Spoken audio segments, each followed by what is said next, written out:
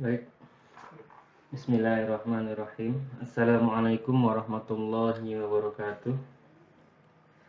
Innal hamdalillah nahmaduhu wa nasta'inuhu wa nastaghfiruh wa na'udzu billahi min shururi anfusina wa min sayyiati a'malina. May yahdihillahu fala mudhillalah wa may yudlilhu fala hadiyalah. Asyhadu an la ilaha illallah wa asyhadu anna Muhammadan abduhu wa rasuluhu la nabiyya wa la rasula ba'da amma ba'du. Rabbi shrah li sadri wa yassir li amri wahlul 'uqdatam min lisani yafqahu qawli. Pertama-tama adalah kita panjatkan puja dan puji syukur kita kehadirat Allah Subhanahu wa taala yang masih memberikan kita nikmat sehat, kuat, iman Islam sehingga kita dapat melaksanakan perkuliahan kita pada kali ini. Kedua, salat serta salam mari kita haturkan kepada Nabi besar kita Nabi Muhammad Rasulullah SAW dengan ucapan Allahumma sholli ala Muhammad wa ala ali Muhammad. Selanjutnya, terima kasih kepada mahasiswa-mahasiswaku Sekolah Tinggi Ilmu Ekonomi Syariah Mas Syafi'i Pekanbaru yang menyempatkan untuk mendengar pemaparan saya insyaallah pada kali ini adalah zakat dalam perspektif ekonomi Islam.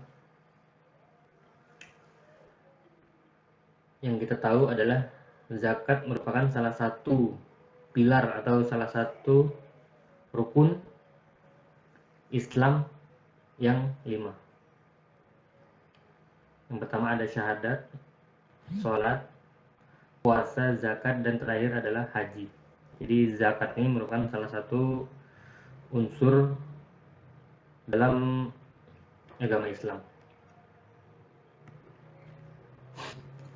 Langsung saja kita masuk ke landasan kewajiban zakat.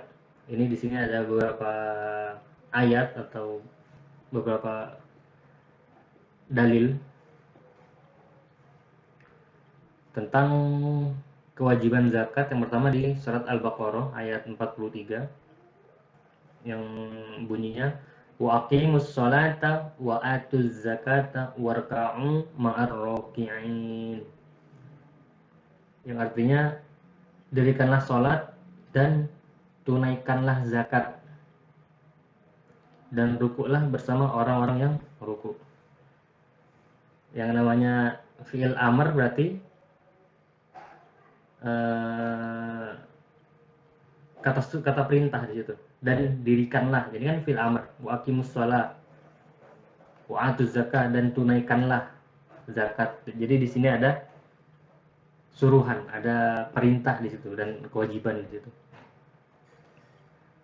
Selanjutnya ada dalil khudh min amwalihim shadaqatan tutahhiruhum wa tuzakkihim biha wa sholli 'alaihim inna sholataka sakanul lahum wallahu sami'un 'alim. Di sini juga ada kata perintah khudh, ambillah zakat dari sebagian harta mereka.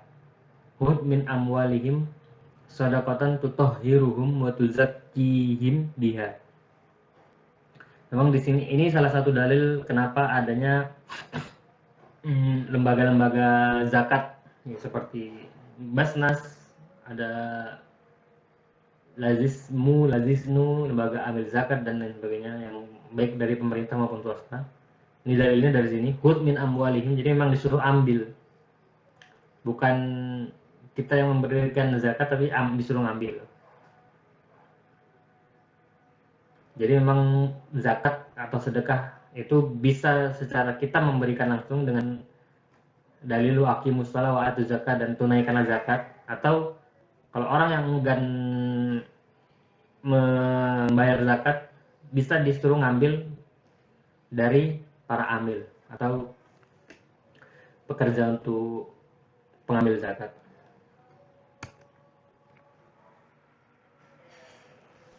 Dan dalil lain ada wa huwal ladzi ansha'a jannatin ma'rushatin wa ghairu ma'rushatin wa ghairu ma'rushatin wa nakhli wa zar'a mukhtalifan ukuluhu waz-zaituna war-rummana mutasyabiha wa ghayra mutasyabihin kulu min thamarihi idza asmara wa atu haqqahu yauma hasadihi wa la tusrifu innahu la yuhibbul musrifin.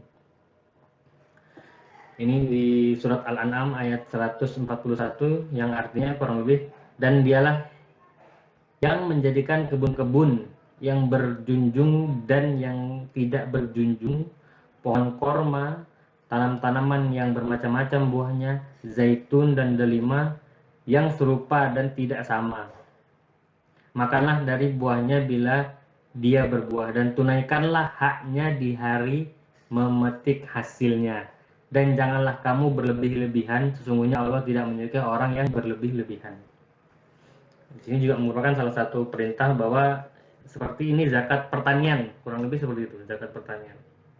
Jadi bila kita juga mendapatkan hasil dari hasil bumi, itu sekian persennya harus kita zakatkan ke yang membutuhkan. Sedangkan ini masuk ke dalil 8 asnaf, yaitu penerima zakat tersebut, penerima zakat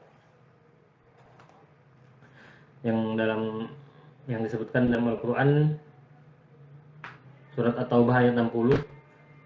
A'udzubillahi minasyaitonirrajim. Innamas shadaqatu lil fuqara'i wal masakini wal 'amilina 'alaiha wal mu'allafati qulubuhum wa fir riqabi wal gharimina wa fi sabilillahi wa ibnis sabili fariidatan minallahi wallahu 'alimun hakim. Sesungguhnya zakat-zakat itu hanyalah untuk orang-orang yang fakir ya, orang-orang miskin, pengurus-pengurus zakat, para mu'allaf yang dibujuk hatinya untuk memerdekakan budak, orang yang berhutang, untuk jalan Allah, dan untuk mereka yang sedang dalam perjalanan. Jadi ada 8 sebagai suatu ketetapan yang diwajibkan Allah, dan Allah Maha mengetahui lagi Maha bijaksana. Itu jadi 8 asnaf memang sampai sekarang masih banyak, dan para amil-amil zakat itu malah membagi-bagikan atau membuat prosedur atau membuat seperti Basnas itu. Seperti kalau di Jogja kemarin sempat saya magang di Basnas di Jogja, itu mereka mengembangkan pentasarufan zakatnya itu seperti Jogja Takwa, ada Jogja Cerdas, ada Jogja Bersih dan lain sebagainya, sehingga bisa di-skat-skat mana yang masuk golongan fisabilillah, mana yang masuk dengan sedang di jalan Allah, dan lain sebagainya.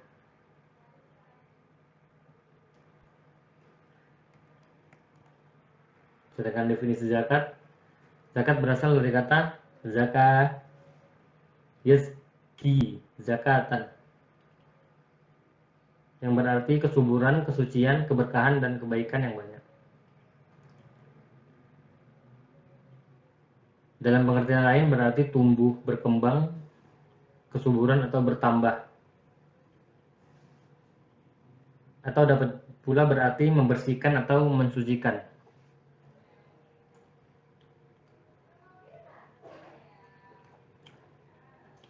Ini kalau kelihatan tangan kiri berarti ini kanan ya. Apaan kalau ini mirror. Selanjutnya ada zakat secara terminologi. Kewajiban atas harta atau kewajiban atas sejumlah harta tertentu untuk kelompok tertentu dan dalam waktu tertentu. Jadi zakat ini memang kewajiban atas harta atau kewajiban atas sejumlah harta tertentu untuk kelompok tertentu dan dalam waktu tertentu. Karena memang zakat tidak setiap hari zakat kita mengeluarkan zakat. Yang pertama itu yang jelas, zakat tidak keluarkan di setiap hari, dan orang-orang yang penerima zakat juga tidak semua kriteria dapat menerima zakat tersebut.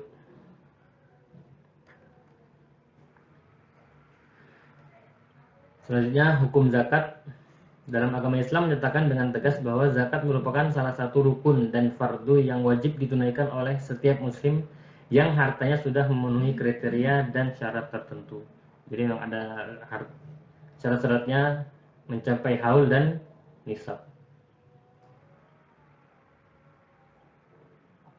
Mencapai nisab itu berarti dia hartanya sudah mencapai beberapa ketentuan yang sudah ditentukan dalam syariat. Kalau haul itu sudah mencapai 1 tahun namanya. Sedangkan jumhur ulama pun sepakat zakat merupakan suatu kewajiban dalam agama yang tidak boleh diingkari. Jumhur ulama bersepakat bahwa zakat itu wajib dan tidak boleh diingkari. Kewajiban zakat yang terdapat dalam Al-Quran dan hadis bersifat mutlak dan ijbari. Artinya kewajiban tersebut tidak sepenuhnya diserahkan kepada pemilik harta, tetapi pemerintah harus turun tangan memungut langsung dari mereka, walau dengan paksaan seperti dalam Quran surat At-Taubah ayat 103. Dalam kisah pun pada masa Khulafaur Rasyidin, pada pemerintahannya Abu Bakar As-Siddiq, itu Abu Bakar memerangi bagi orang-orang yang enggan membayar zakat. Seperti segitunya sampai diperangi oleh Abu Bakar.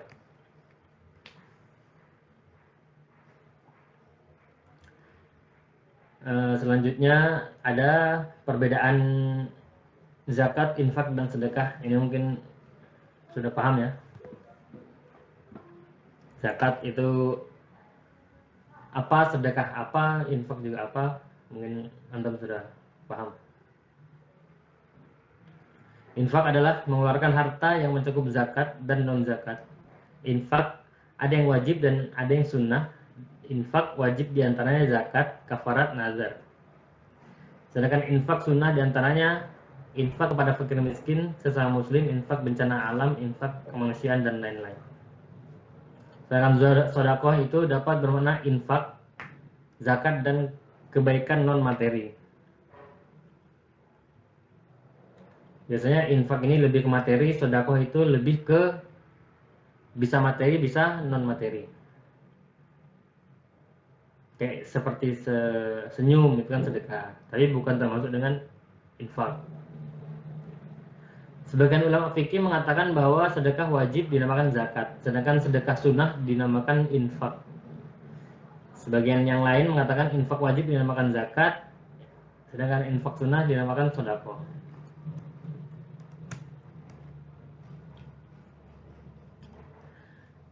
Nah, ini di sini ada syarat harta yang wajib dizakati, yaitu pertama ada harta tersebut merupakan harta yang halal dan baik. Jadi memang karena zakat itu merupakan dari suci atau untuk mensucikan, jadi harta yang harus dizakatkan juga suci, halal, dan baik. Yang kedua ada harta produktif, nama yang atau berkembang baik secara konkret, bukan harta mati. Yang ketiga adalah milik penuh dan berkuasa menggunakannya. Selanjutnya ada telah mencapai nisab. Selanjutnya adalah surplus dari kebutuhan primer dan terbebas dari hutang. Ini menurut mazhab Hanafi. Jadi zakat itu dikeluarkan apabila kita memang ada kelebihan harta, sedangkan kebutuhan primer kita sudah terpenuhi dan kita tidak ada hutang, dan apabila ada kelebihannya itu baru dizakatkan. Itu menurut mazhab Hanafi. Sedangkan haul itu sudah berlaku setahun. Sudah berlalu setahun. Sedangkan haul ini tidak berlaku pada zakat pertanian, rikas, barang tambang.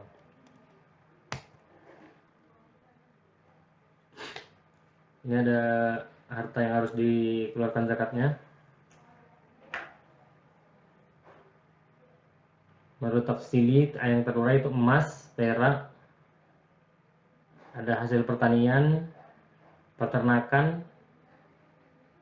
perdagangan, hasil temuan atau rikas, hasil tambang dan kekayaan laut.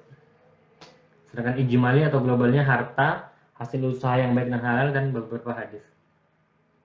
Sedangkan dalam fatwa ulama Muktamar Internasional 1 tentang zakat di Kuwait pada tanggal 30 April 1984 Masehi, antara lain profesi, perusahaan, dan kegiatan usaha lainnya. Jadi ini pendapat baru tentang zakat. Ada zakat yang namanya zakat perusahaan, zakat profesi, dan zakat kegiatan usaha lainnya.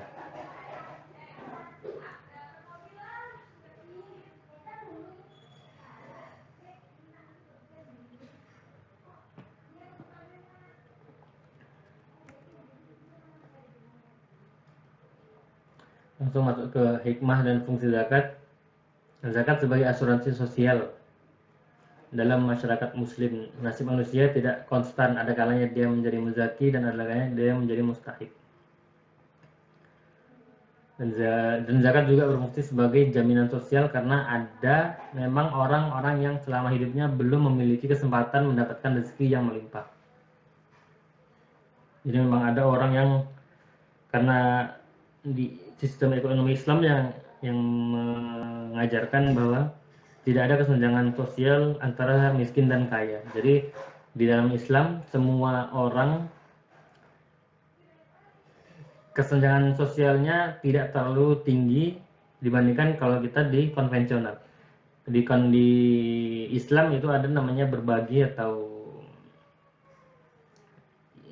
sedekah, infak, sedekah, wakaf, dan lain sebagainya. Itu untuk meminimalisir namanya kesenjangan sosial.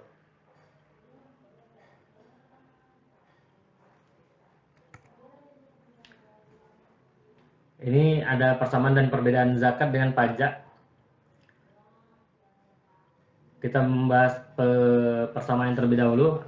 Yang pertama persamanya bersifat wajib dan mengikat atas harta penduduk suatu negeri apabila menunaikannya terkena sanksi. Yang kedua, zakat dan pajak harus disetorkan kepada lembaga resmi. Yang ketiga, tidak ada ketentuan memperoleh imbalan materi tertentu di dunia. Sedangkan perbedaannya sangat banyak ya perbedaannya. Bisa dibaca ini. Pertama ada zakat. Zakat itu hartanya menjadi bersih dan berkah. Sedangkan pajak tidak demikian karena memang tidak ada dalilnya bahwa kita membayar pajak maka kekayaan kita akan menjadi bersih dan berkah. Tidak ada. Yang kedua ada zakat, dasar hukumnya Al-Quran dan As-Sunnah. Sedangkan pajak itu ada undang-undang suatu negara. Seterusnya pajak bernilai ibadah dan pendekatan diri kepada Allah, sedangkan pajak melaksanakan kewajiban warga negara. Selanjutnya zakat itu nisab dan tarif ditentukan Allah dan bersifat mutlak. Nisab zakat memiliki ukuran tetap, sedangkan pajak ditentukan oleh negara dan bersifat relatif. Nisab pajak berubah-ubah sesuai dengan membaca anggaran negara. Selanjutnya perbedaan zakat memiliki sifat kewajiban bersifat tetap dan harus dan terus menerus, sedangkan pajak kewajiban sesuai dengan kebutuhan dan dapat dihapuskan.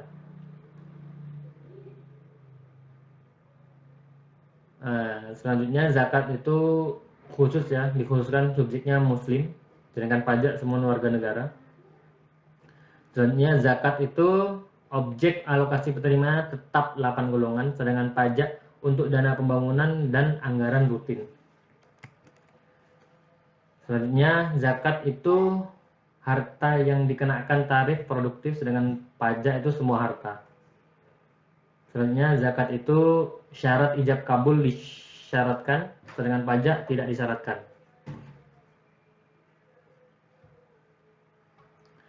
Zakat itu memiliki imbalan dan pahala dari Allah Subhanahu wa taala dan janji keberkahan harta, sedangkan pajak tersedianya barang dan jasa publik. Ini bisa dibaca sendiri, nanti ada banyak perbedaannya. Hikmat zakat, ibadah, mensucikan jiwa dari dosa, sifat bakhil dan sarakah, mengikis penyakit iri hati dan dengki, dan selanjutnya. Ini ada macam-macam zakat.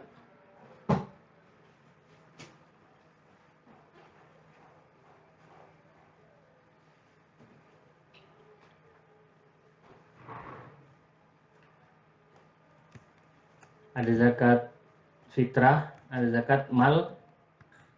Zakat fitrah itu yang kita tahu dibayarnya sebelum sholat Idul Fitri ya, setelah Ramadan. Sedangkan zakat mal itu tergantung nisab dan haulnya.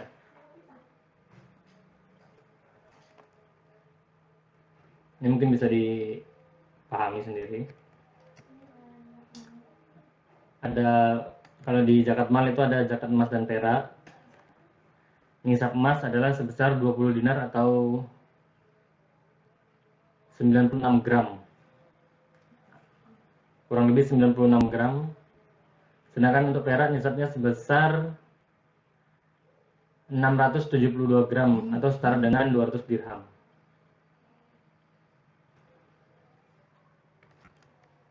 Hewan ternak, ada zakat hewan ternak juga di zakat mal. Pada masa Nabi Muhammad SAW, untuk hewan ternak yang wajib untuk dikeluarkan zakatnya berupa unta, sapi atau kerbau, dan juga kambing dan domba. Selain hewan ternak tersebut, para ulama juga menambahkan semua hewan yang diusahakan oleh manusia harus dikeluarkan zakatnya, termasuk juga untuk burung kicau, ayam petelur atau pedaging, sampai dengan ikan yang dibudidayakan. Untuk nisab dari hewan-hewan tersebut adalah dipersamakan dengan nisab emas yang sebesar 2,5%.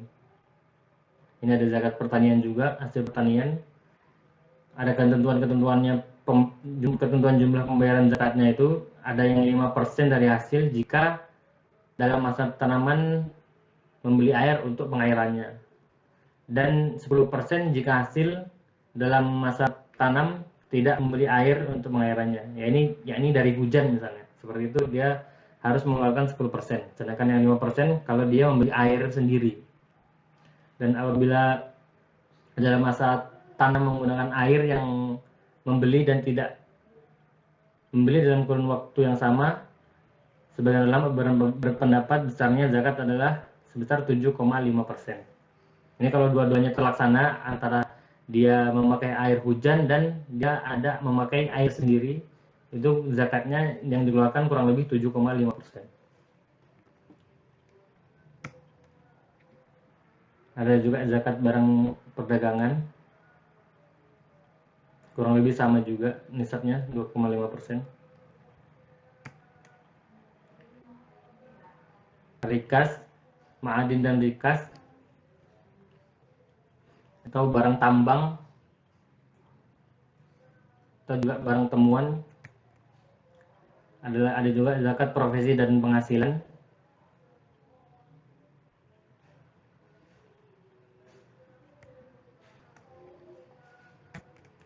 Mungkin ini saja yang bisa saya sampaikan. Kurang lebihnya saya mohon maaf. Kepada Allah saya mohon ampun. Billahi taufiq wal hidayah. Assalamualaikum warahmatullahi wabarakatuh.